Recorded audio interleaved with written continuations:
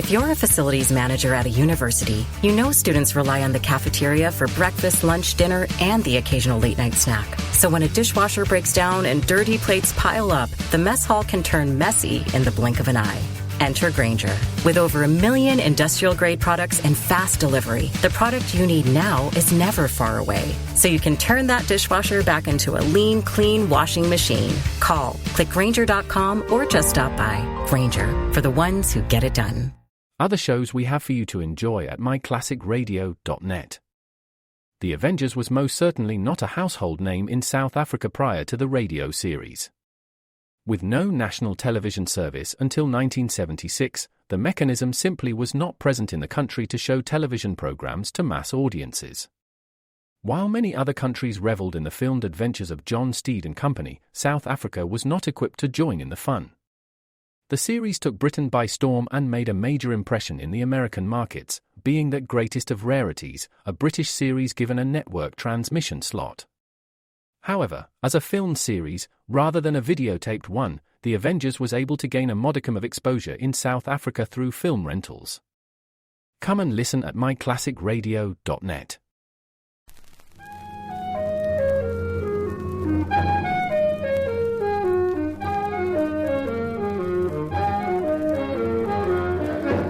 Carter Brown, Mysteries. Adventures in excitement and suspense, based on the best-selling novels by the slick storytelling sensation, Carter Brown.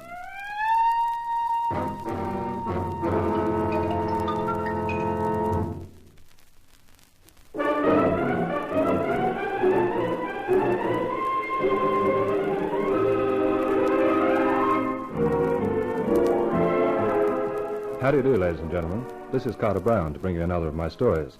The title of this one is Nightmare for Night, and in case that doesn't make sense to you, I'd better explain that my hero's name is Nicholas Knight. He's a private investigator, and this is the account of one of his cases. A blend of East and West, a mixture of mayhem and mystery. So let me introduce Nicholas Knight, usually known as Nicky.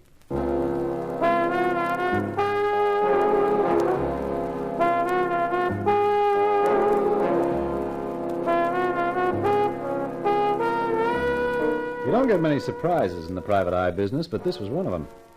This slim, sleek, suave character who'd walked into my office and introduced himself as an Arabian sheik. I thought it was a gag until he produced proof.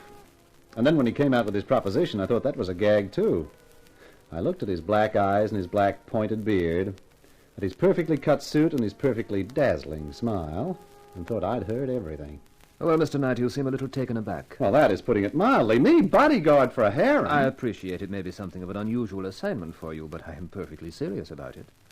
The Prince Al-Zaman will be here in the city for 2 weeks. He has delicate negotiations to conduct. They concern the oil, of course.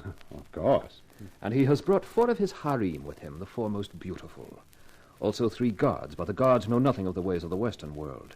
That is why we think it necessary to engage a private detective as well. I see. And when do they arrive? This afternoon. I have rented a house for them, a large house some 20 miles out of the city. It has a high wall surrounding it, which will ensure privacy. With a harem in town, privacy is a good idea. I would like you to arrive at the house not later than 7 this evening. The prince will be there, and I shall present you. A room will be at your disposal, and you will be required to stay in the house for the next 14 days, the duration of the prince's visit. I trust that will suit you, Mr. Knight. Sheik Haroun, for the dough you're paying me, I'll even wear a sarong. You have, of course, a gun. Yeah? You expect that sort of trouble? I do not expect any trouble, Mr. Knight. I am just taking precautions, that is all. I'll bring my gun with me. I think in that case there's nothing further to discuss. I shall see you at the house. I have written the address and directions how to reach it. Please be prompt, Mr. Knight. The prince does not like to be kept waiting. I'll be on time. Excellent. Your English is very good, if I may say so, Sheik Haroun. So they told me at Harvard. Good morning, Mr. Knight.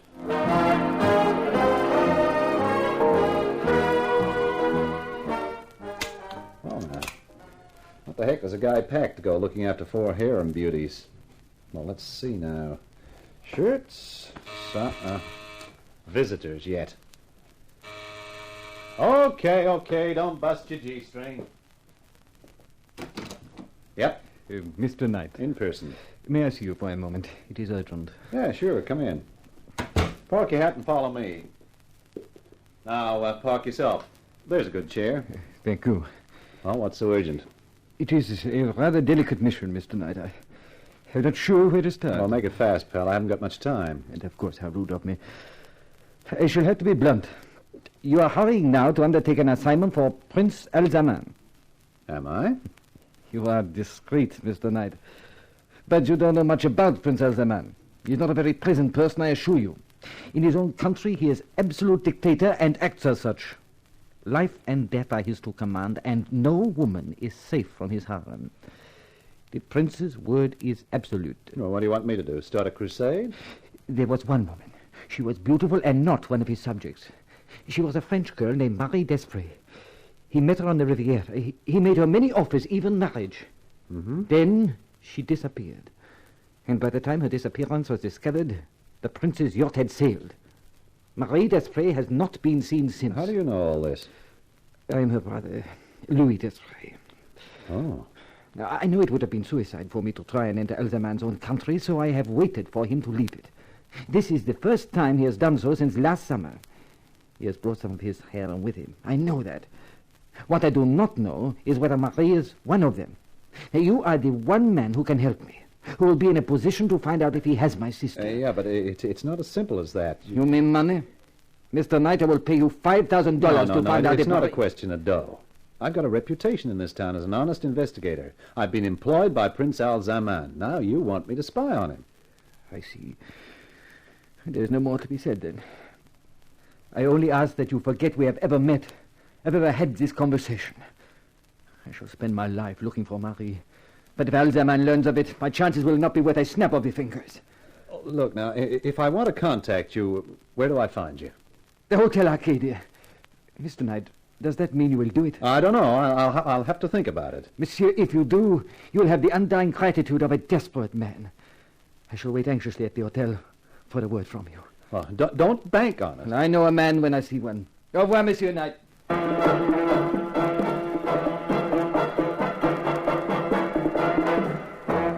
It was sharp on 7 when I turned up at the house, a large, forbidding sort of building surrounded by a large, forbidding sort of wall. There was a guard at the gates, and another at the doorway of Prince Al-Zaman's private apartments to which the Sheikh Haroun led me. The guard at the door wore a long, curved knife, and he didn't look as though it was just for decoration. He opened the door and ushered us in. You will address the prince as Your Highness. When I saw the prince, I felt more like addressing him as Fatso. He was reclining on 2 overstuffed cushions, and it was hard to tell where he finished and the cushions started. There was a 4-pound box of chocolates beside him, and he kept dipping into it with his fat, short fingers. I have brought the private detective, Your Highness. Your Knight. I am, Your Highness. These are excellent chocolates, Haroun. You honor me, my prince. Knight. Yeah? Your Highness. Your Highness? You understand I shall be away for some days from tomorrow morning. It is essential for my women to be well guarded. My guards have orders to kill any intruder. What?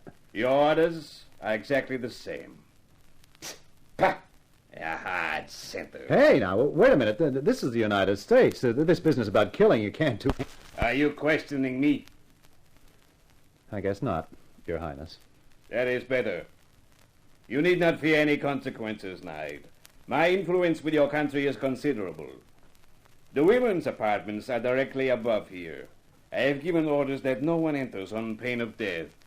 No one. Yeah, I get it. I understand, Your Highness. Should you need any assistance, you have only to call. My guards all speak English. In my own country, I find that has certain advantages. I can give orders which will not be understood by eavesdroppers. Yeah, I guess that would be a help in your country. I think that is everything.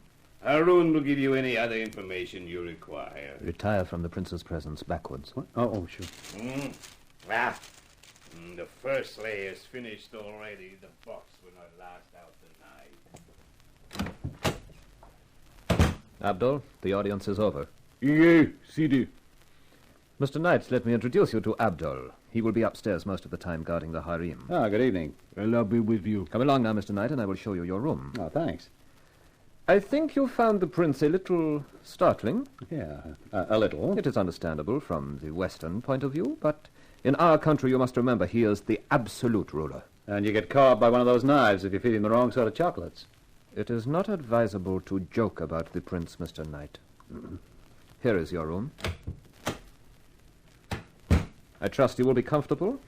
I have left you a bottle of your American rye. Oh, say, that's really thoughtful of you. How about we open it now? We do not drink alcohol, Mr. Knight, but if you care to do so, open it by all means. Tomorrow morning, the prince leaves to conduct his negotiations, and I go with him. As the prince told you, the 4 women are upstairs.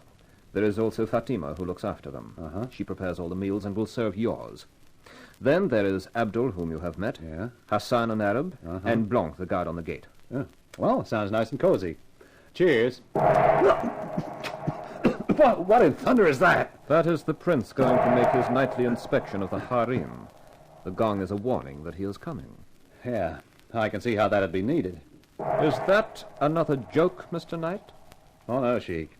Any way you look at it, it's no joke.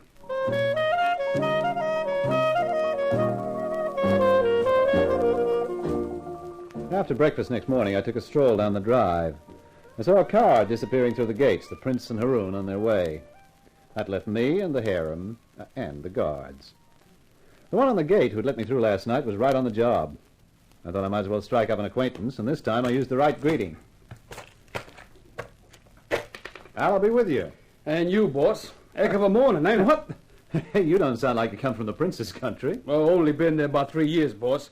Between you and me, I was a seaman on a tanker, but I ran into a little bother in Tunis and skipped the ship. Then I wound up on this job. You like it? It's sure better than jail, boss. Here comes trouble. What do you mean, that little guy coming towards us? Who's that? That's Hassan. He's pure poison, boss. Yes, sir, pure poison. Good morning. Good morning. Oh, you are Mr. Knight. I am Hassan. Oh, yeah, Haroun mentioned you, Hassan. Being a guard is dull work, don't you think, Mr. Knight? So little excitement. It is always more exciting to attack than defend. And more dangerous. Life is nothing without danger. I do not know why my master, the prince, should have engaged your services.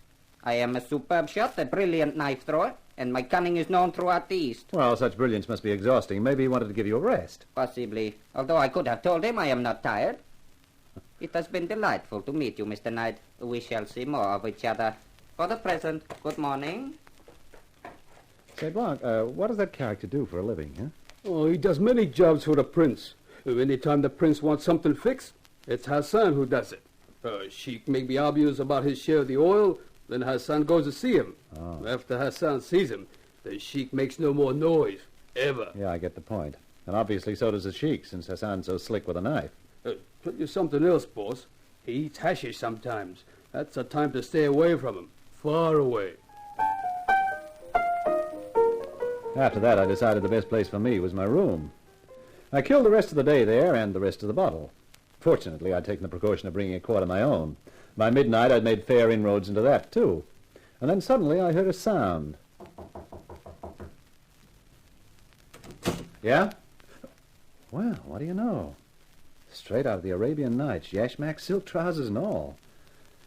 Well, I'll be with you. Shut the door, you dope. You're an American. Well, I didn't come here to sing the Star-Spangled Banner. Now shut that door, quick.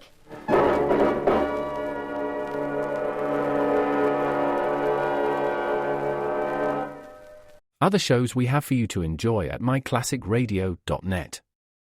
The Black Museum was a 1951 radio crime drama program independently produced by Harry Alan Towers and based on real-life cases from the files of Scotland Yard's Black Museum. Ira Marion was the scriptwriter, and music for the series was composed and conducted by Sidney Torch. Although often mistakenly cited as being produced for the BBC, the series was produced and syndicated commercially by Towers throughout the English-speaking world. Come and listen at myclassicradio.net.